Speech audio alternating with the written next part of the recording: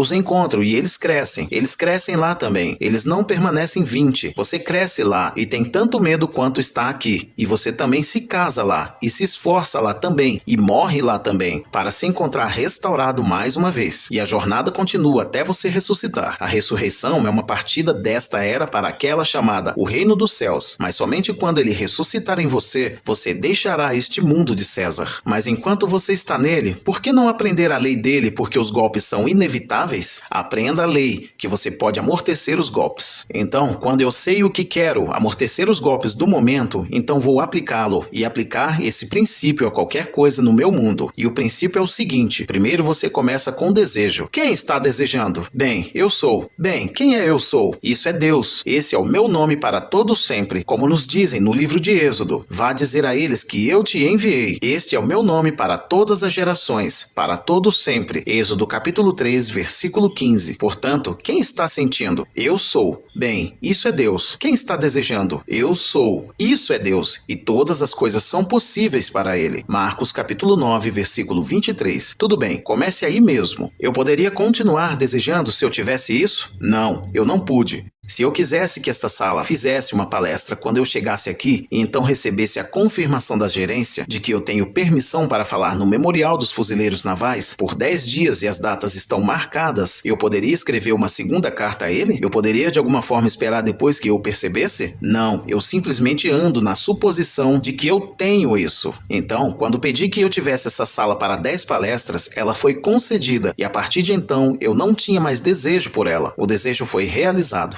Eu tive que esperar o tempo normal, o intervalo de um mês. Bem, foi há um mês que eu aceitei. Então eu vim há um mês depois para cumpri-lo. Bem, a mesma coisa é verdade em tudo que você faz neste mundo. Você simplesmente se atreve a assumir o sentimento do desejo realizado até que pareça natural, até que ele adquira os tons da realidade. E quando isso acontece, está feito. E agora confie em Deus. Bem, quem é Deus? Sua própria e maravilhosa imaginação humana. Você imaginou isso? Bem, isso é Deus. Agora confie nele. Não ligue para qualquer poder externo. A igreja acaba de rebaixar algo como 100 santos depois de fazer fortunas vendendo pequenas fotos deles. Eu me pergunto quantos ainda usam São Nicolau. Eles o trataram como um santo. É como tratar o Papai Noel como um santo. E todos esses santos, o santo da estrada para protegê-lo de um acidente, agora eles dizem que ele nunca viveu. Se ele nunca viveu, por que eles começaram? E no entanto, centenas de anos atrás eles começaram esse absurdo. Tantos milhões de ícones, pequenas medalhas. No sul, nosso cardeal admitiu que dezenas de milhares dessas pequenas medalhas, ele colocou seu selo de aprovação, o selo do cardeal, no verso daquela pequena medalha. Quando perguntaram a ele, bem, agora você se arrepende? Ele disse, não, era aceitável e eu fiz de boa fé. Mas quem começou esse absurdo começou por uma razão comercial. E eles fizeram inumeráveis milhões, centenas de milhões em vendê-los para muitos. E que número de milhões de pessoas usaram e ainda estão usando? E ele nunca existiu? Eles os montaram na frente do carro deles, delas, nos pequenos caminhões deles, delas, nas bicicletas deles, delas, panelas e agora descobriram isto na recente data. Eu saí com esses meus amigos para cumprimentar 3 companheiros que voltaram da guerra. Um deles era um fuzileiro naval. Ele perdeu um pé e o braço foi completamente esmagado. Um braço. Seu irmão estava indo para o sacerdócio e voltou surdo. Ele estava no exército. Outro estava no exército. Ele voltou com tuberculose. E a mãe deles me contou com toda inocência e eles foram juntos com a mãe. Se não fosse por São Cristóvão, eles não teriam retornado. Ela realmente acreditava nisso. E eles acreditavam nisso.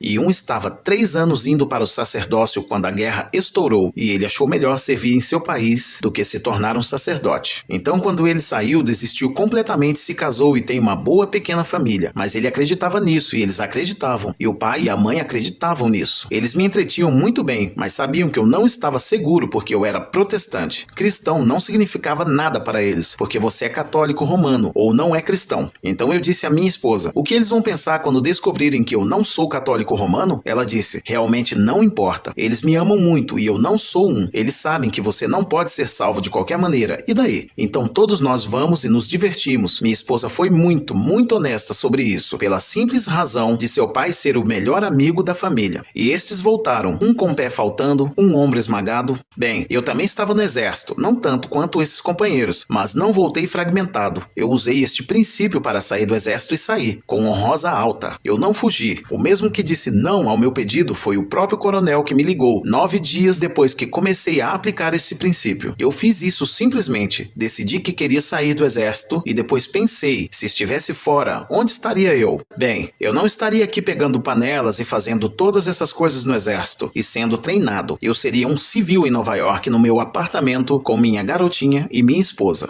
Meu filho era fuzileiro naval e já estava em Guadalcanal. Ele se ofereceu com meu consentimento por não ter mais de 17 anos, quando dei minha permissão para ele se juntar aos fuzileiros navais. Mas tendo provado a vida do exército, não queria fazer parte disso. Eu tinha 38 anos, então eu simplesmente assumi que era um civil vivendo em Nova York com minha esposa e minha filhinha, que tinha apenas alguns meses, e o mesmo coronel que havia desaprovado o meu pedido me ligou e disse, Goddard, você ainda quer sair do exército? Eu disse, sim, senhor. E ele me fez 1000 perguntas e a cada um eu disse, sim, senhor. Então ele disse, tudo bem, me traga uma nova inscrição. E naquele dia eu fui dispensado honrosamente e em um trem para o cumprimento do meu sonho. Eu simplesmente sabia o que queria. Eu não pedi permissão a ninguém. Eu fui dormir no quartel com todos os meninos ao redor. Eu não contei a eles o que estava fazendo. Tanto quanto eles estavam preocupados, eu estava dormindo naquele berço. Até onde eu sabia, estava dormindo em Nova York. Eu fui para a cama fisicamente em um berço, mas em minha imaginação, em minha própria cama em Nova York. Quando pensei em Camp Oak, Louisiana, estava bem no sul e eu estou aqui em Nova York. E então, o mesmo homem que desaprovou foi aquele que realmente me concedeu quitação honrosa. Falo por experiência própria. Eu não estou teorizando. Eu não machuquei ninguém. Ninguém foi ferido pela minha aplicação da lei de Deus. Não nos é dito? Tudo que você deseja, acredite que você recebeu e que você vai. Você vai ler no capítulo 11 do livro de Marcos. Tudo o que você deseja. Ele não disse se é bom para você. Ele nos deixa inteiramente para tomar nossa decisão. Ele realmente nos familiariza com a lei e nos deixa a nossa decisão. Então fui deixado para a minha decisão. Eu queria sair. O coronel não podia me dizer nada para me convencer a mudar minha opinião. Se ele tivesse dito não, isso seria definitivo. Eu não poderia apelar para algum escalão superior. Eu poderia levá-lo apenas ao meu comandante. Bem, ele era meu oficial de comando e ele desaprovou. Bem, eu voltei e tinha o papel na minha mão. Reprovado. Eu fui para a cama sem a permissão dele e dormi em Nova York. Fui para a cama sem que ninguém no quartel soubesse o que eu estava fazendo. Eles viram um homem chamado Neville Goddard dormindo naquela beliche, mas eles não sabiam que eu não estava lá, pois onde eu poderia estar salvo em imaginação? Se não estou dormindo aqui na imaginação, não estou aqui. Você vê a roupa que eu estou vestindo, mas você teria que descobrir onde eu estou na imaginação para realmente saber onde estou. Você pode ver a roupa, mas a roupa é o homem? Eu estava dormindo em imaginação, que é Deus, e todas as coisas são possíveis para ele. Bem, então ele mudou a decisão do coronel. Ele mudou de ideia. Quem é ele? Minha imaginação. Deus é um. Não há 1 milhão de pequenos deuses. Não há 1 milhão de pequenos deuses correndo por aí. Existe apenas um Deus. Ouve, ó Israel, o Senhor nosso Deus, o Senhor é um. Deuteronômio, capítulo 6, versículo 4. Não procure por um segundo Deus. Não há nenhum segundo Deus. E aquele único Deus se tornou humanidade. E no homem, que um Deus é a própria e maravilhosa imaginação humana do homem. Aquele único Deus. Então, é um, feito de outros. E é exatamente o que a palavra Elohim significa. A palavra palavra traduzida como Deus nas Escrituras é Elohim, e Elohim é uma unidade composta. É uma palavra no plural, uma composta de outras. Nós somos os outros, e todos juntos fazemos o único Senhor que é chamado Eu Sou. Bem, você não sabe o que é e não diz Eu Sou? Isso é Deus, e você não consegue imaginar? Bem, a imagem é Deus em ação. Então, o que você está imaginando? Você determina isso, pois, como eu disse antes, imagino como você. Não podemos imaginar de maneira diferente. Todas as diferenças estão no conteúdo. Qual é a minha resposta à eterna pergunta quem eu sou? Essa resposta determina as condições da minha vida. Eu sou um ser pouco desconhecido lutando por $1 para pagar aluguel para comprar comida? Bem, tudo bem, é o que vai acontecer comigo, e não há ser do lado de fora para mudar isso. Eu tenho que trazer a mudança dentro de mim. Eu posso pedir dinheiro emprestado e pedir dinheiro, e se eu permanecer nesse pequeno conceito de mim mesmo, eu serei incapaz de pagar de volta e sempre terei que continuar procurando por alguém para pedir emprestado, enquanto eu permaneço na consciência de ser um pouco indesejado, não entidade. Deixe-me permanecer naquele momento exatamente o que eu sou e mudá-lo agora. Começar a mudar minha resposta à pergunta quem eu sou, e se Deus habita em mim, eu devo ser importante, não contra outra pessoa no mundo. Isso não faz diferença para mim o que são. Conceda-lhes exatamente o que eles querem. Se eles querem riquezas, deixe-os. O que isso importa? Se eles querem estar no mundo social no topo, que eles sejam. Nenhuma inveja que seja. Se eles querem ser importantes aos olhos do mundo, que eles sejam importantes. Você tem valores diferentes. Você está em união com Deus e Deus está dentro de você. E que melhor companheiro você poderia ter neste mundo do que andar na companhia de Deus? Andar com Ele, não só no domingo de manhã, mas todos os dias da semana sabendo quem Ele é?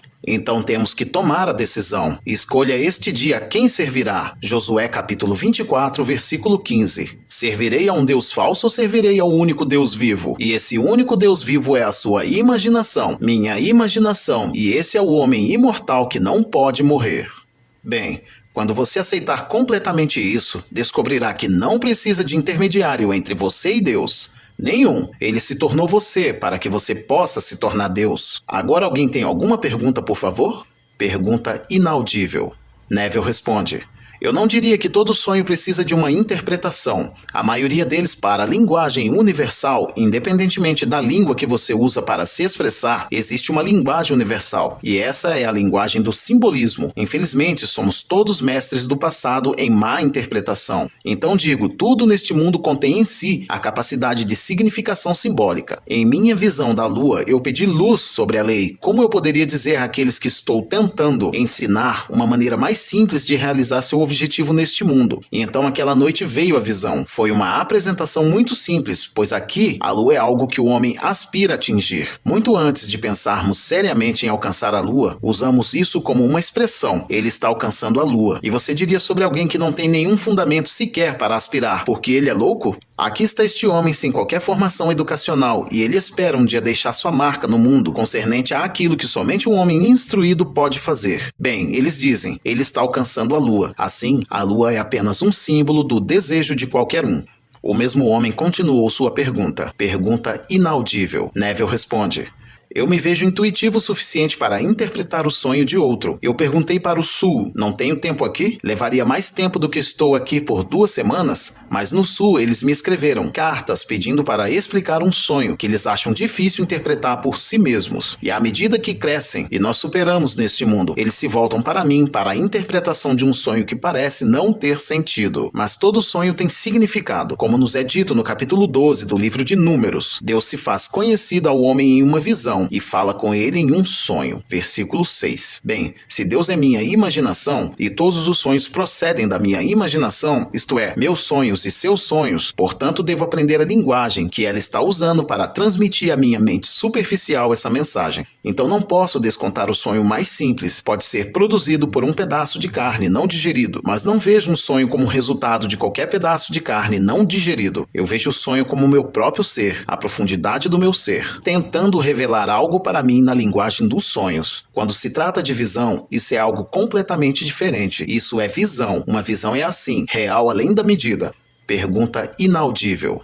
Neville responde: quanto ao simbolismo, me deparei com um livro que contradiz toda a ideia. Em outras palavras, esse misticismo, eles dizem para negar a si mesmo e todas as imagens e se deixar aberto e vazio para Deus, e que esta é a única maneira pela qual você pode ter uma união mística, tentando revelar algo para mim na linguagem dos sonhos. Antes de mais nada, eu não aceitaria isso e não diria que a abordagem individual de qualquer pessoa é o único caminho. Assim, qualquer homem que escreve um livro, e posso dizer-lhe 99% dos livros escritos, são um desperdício de papel. Mas porque uma coisa é impressa, a outra a pessoa, porque ele a vê na impressão, acha que ele deve ser uma pessoa sábia. Olha, ele tem um livro, mas é pura tolice do começo ao fim. O homem continuou com sua pergunta. Não foi apenas uma pessoa, foram vários os que se chamaram os amigos de Deus. Não sei se você tem, Neville. Bem, por exemplo, hoje temos grupos enormes de pessoas se chamando por outros nomes. Nós acabamos de ter um enorme evento em Nova York, onde o Yankee Stadium não poderia segurar a multidão. E o Yankee Stadium pode cuidar de 75 mil pessoas estranhas nas arquibancadas sozinho, mas eles foram autorizados a descer a grama. Bem, se as arquibancadas puderam cuidar de 70 e poucos milhares, e o campo certamente contém muitos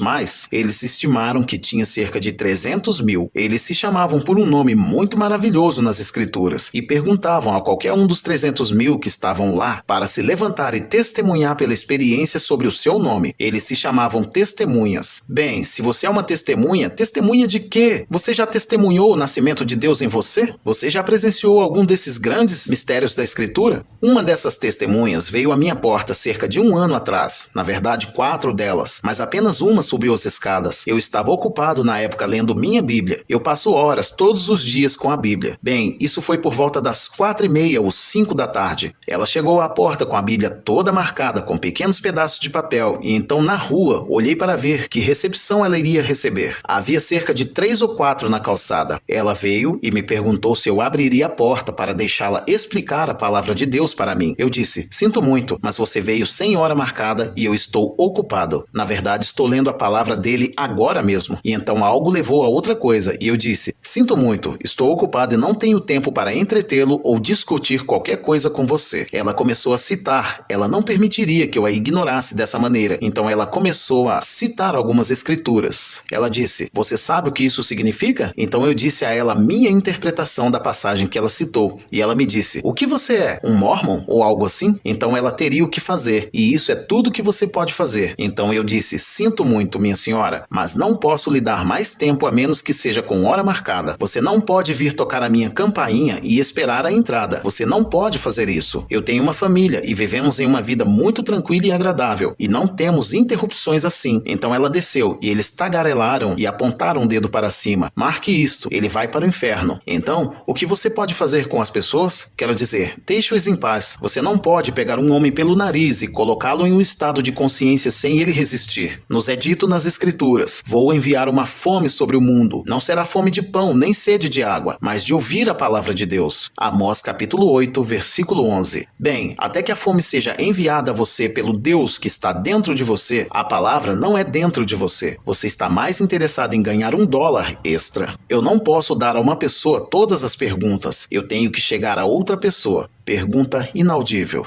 Neville responde: em última análise, nos voltamos para o 1, mas somos irmãos como falado nas escrituras estas palavras. Ele estabeleceu limites para o povo de acordo com o número dos filhos de Deus. Portanto, somos irmãos. Leva tudo para fazer 1. Eu nunca vou perder a minha identidade na eternidade, nem você, e ainda assim somos 1. Você é o mesmo Deus. Do mesmo filho, você é o Pai, como eu sou o Pai. Isso mostra a unidade do nosso ser. Se você é o pai do meu filho, e esse filho eu sei que é meu filho, e todo mundo vai ser o pai daquele filho, existe apenas um Pai. Assim a Escritura ensina: há apenas um corpo, um espírito, uma esperança, um só Senhor, uma só fé, um só batismo, um só Deus e Pai de todos. Efésios capítulo 4, versículo do 4 ao 6. Mas ninguém vai perder sua identidade. Estou expandindo minha identidade, mas não a perda. Quando sou abraçado pelo Senhor ressuscitado enquanto ele usava a forma humana divina, que é amor, respondi à pergunta. Ele me pediu para nomear a melhor coisa do mundo. Quando eu disse amor, ele me abraçou e todos nós fundimos e nos tornamos um espírito, um corpo, mas eu não perdi minha identidade. Quando nos separamos dessa união, eu saí como Neville. Só dentro de mim eu estava consciente de um eu maior, sem perda de identidade. Então todos aqui estão destinados a descobrir a paternidade de Deus como a si mesmo, através do Filho, chamando-o de Pai. Todos.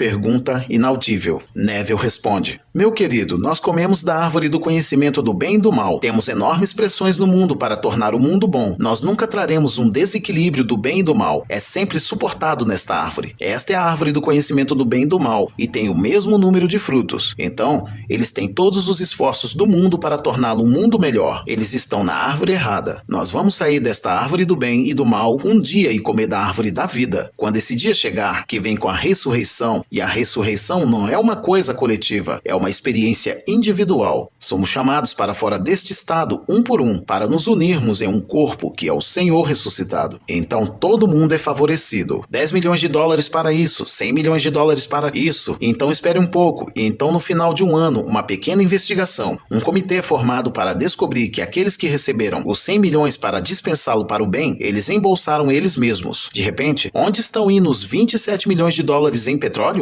Porque 27 milhões de dólares em petróleo não podem ser contabilizados? Alguém tinha isso. Eles não derramaram isto em Santa Bárbara. Uma referência à explosão de óleo em 1969. Isso saiu do mar. Então, onde estão os 27 milhões? Só naquela semana, 27 milhões de dólares em petróleo para nossos meninos no Vietnã. E eles não podem dar conta disso. Você vê, você encontra isso em todos os caminhos da vida, o bem e o mal. Portanto, não tente queimá-lo. Você não vai impedir a árvore de levar o bem e o mal. Você segue seu próprio caminho em todas as coisas adoráveis do mundo e concede aos outros que façam o que eles querem fazer. Eles vão fazer isso de qualquer maneira. Quando falo, quero ajudar a todos neste mundo individualmente, eu não sou para a multidão, para torná-los todos os chamados bons. Ninguém pode vir a mim, a menos que meu Pai o chame. João capítulo 14, versículo 6. E eu e meu Pai somos um. O 30. Ninguém poderia estar aqui essa noite se meu Pai não o chamasse. Mesmo aqueles que nunca mais voltaram foram chamados. Este é o seu primeiro pequeno golpe, pequena explosão. Pergunta inaudível. Neville responde: porque certamente você pode ajudar alguém neste mundo e chegará ao ponto em que ajudará a todos, mas você não vai mudar a natureza da árvore. Esta árvore tem bem e mal. Essa é a natureza deste mundo. E de repente você sairá dela e comerá da árvore da vida e verá esse mundo de maneira tão diferente, ficará chocado além da medida. Pergunta inaudível.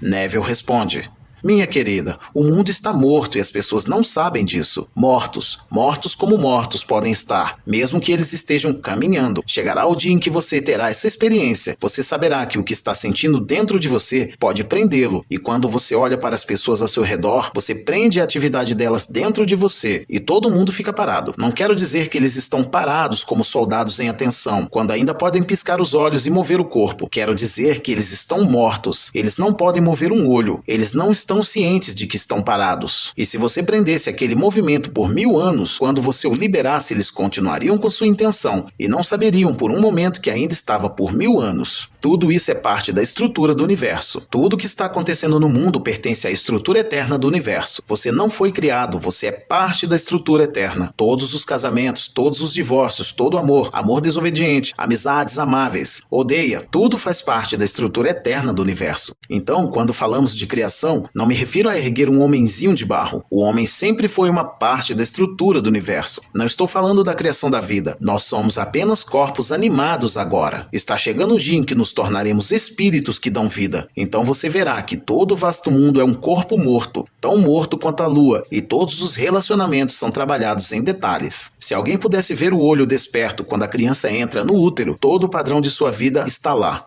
Pergunta inaudível. Neville responde: porque é um corpo morto. Agora é animada pelo Espírito de Deus, que é chamado de respiração, pois a palavra sopro, a palavra vento e a palavra espírito são uma e a mesma, tanto em grego como em hebraico. Então ele respira a respiração da vida no corpo do homem. É o espírito que possui o corpo, que então se torna um corpo animado, um ser vivo, mas não um espírito que dá vida. Isso é o ato da criação. Pergunta sobre assumir o desejo cumprido. Você não pode permitir nenhum medo consciente, Neville responde. A questão é, tendo assumido o sentimento do desejo cumprido, você não pode negar que, apesar dessa suposição, existem algumas dúvidas e medos conscientes. Bem, eu não nego isso, mas a prática fará com que seja cada vez menos e você confie em Deus de forma tão implícita, não como um ser externo que pode estar observando você quando você está orando. E isso é o que as pessoas dizem. Eu me pergunto se ele me viu, porque sua imaginação será sempre. Quando começamos a palestra esta noite citando o capítulo 17 do livro de Atos, você tem um Deus desconhecido. Eu vou falar sobre esse Deus desconhecido e ele não está longe. Nele vivemos, nos movemos e temos nosso ser. Para onde eu poderia ir partindo da minha imaginação? Eu sou todo imaginação e isso é Deus. Então, o que quer que eu esteja imaginando, minha imaginação está vendo. Eventualmente, você tem total confiança nele. Imaginação e fé são as coisas das quais o homem modela seu mundo. Agora, fé e a apropriação subjetiva do objetivo, esperança, fé e imaginação são material de que nós moldamos nosso mundo.